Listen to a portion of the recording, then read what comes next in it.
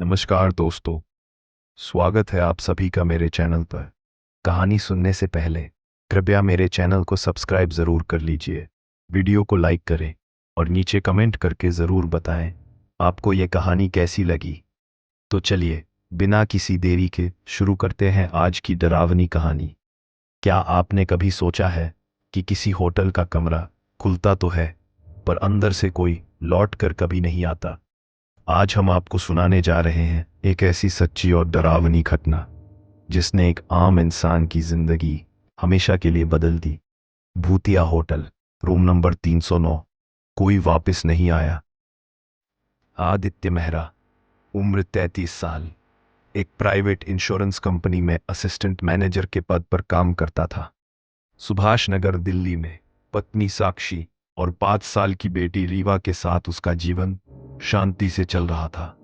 आदित्य सीधा साधा इंसान था, तर्क पर भरोसा करता था। उसका मानना था भूत प्रेत जैसी बातें सिर्फ कहानियों में होती हैं। लेकिन एक दिन उसकी जिंदगी ने एक ऐसा मोड़ लिया जिसने सब कुछ बदल दिया। उसे कंपनी की तरफ से भुवनेश्वर भेजा गया एक क्लेम इन्वेस्टिगेशन के लिए। 2 दिन की ये ट्रिप थी और होटल बुक हुआ, होटल रेवनवुड रेसिडेंसी।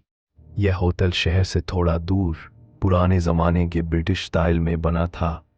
ऊंची छतें, लकड़ी की सीढ़ियां और चारों ओर सूना सन्नाटा।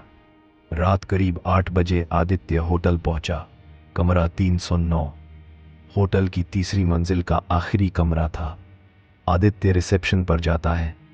रिसेप्शन पर बैठी एक बुजुर्ग महिला, मालती देवी, ने जब उसका नाम और रूम नंबर देखा तो वो पल भर को चौंकी और बोली, साहब, आपको कोई और कमरा दे दूं क्या?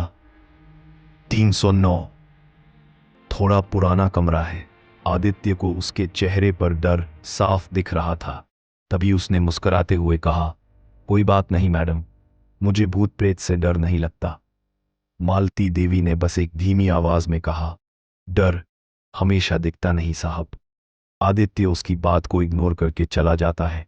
जैसे ही आदित्य ने दरवाजा खोला, एक सड़ी हुई सी महक उसके चेहरे से टकराई। कमरे में सब ठीक था, लेकिन एक अजीब सी ठंडी हवा लगातार बह रही थी। जबकि खिड़कियां बंद थीं। टेबल पर होटल का मेन्यू कार्ड रखा था। आदित्य ने हाथ बढ़ाया, उसके बिना छुए वो जमीन पर गिर गया।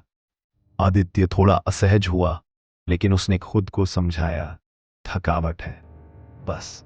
आदित्य ने एक नींद की गोली ली और बिस्तर पर लेट गया। रात के 3 बजे उसकी आंख खुली।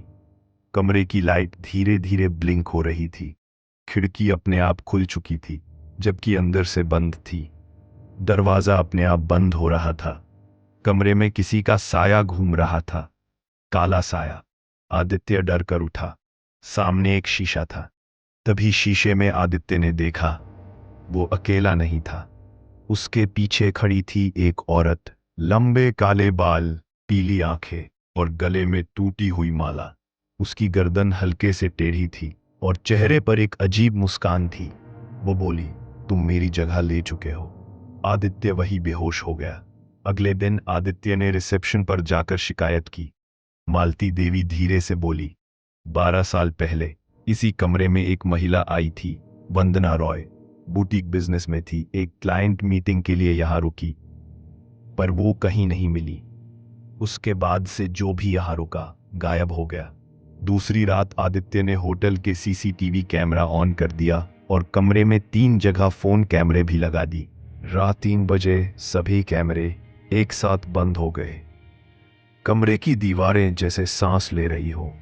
बाथरूम से लड़की की हंसने की आवाज आ रही थी और फिर दरवाजे के नीचे से लाल रंग का पानी बहने लगा।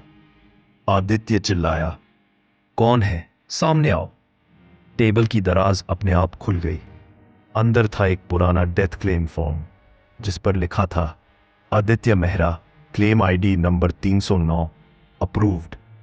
अगली सुबह होटल स्टाफ ने दरवाजा खटखटाया। कोई जवाब नहीं। पुलिस आई, दरवाजा तोड़ा गया। कमरा खाली था। बेड ठीक से बिछा हुआ। टेबल पर आदित्य की फाइल पड़ी थी और दीवार पर खून से लिखा था, अब मैं दूसरों की पॉलिसी देख रहा हूं। 2 हफ्ते बाद कंपनी के ऑफिस में एक फोन आया, आदित्य के नंबर से।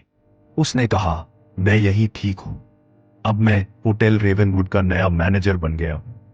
अब हर रात उस होटल के सीसीटीवी में रूम 309 से एक परछाई बाहर निकलती है।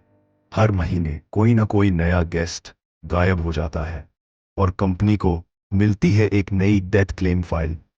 कमरे का नंबर छोटा हो सकता है, लेकिन अंदर जो है वो तुम्हारी पूरी जिंदगी निगल सकता है। सो ये थी आज की स्टोरी। अगर आपको ये स्टोरी पसंद आई हो तो लाइक करें, कमेंट करके बताएं आपको सबसे डरावना हिस्सा कौन सा लगा, और सब्सक्राइब जरूर करें क्योंकि अगली कहानी आपके सपनों में दस्तक देने वाली है।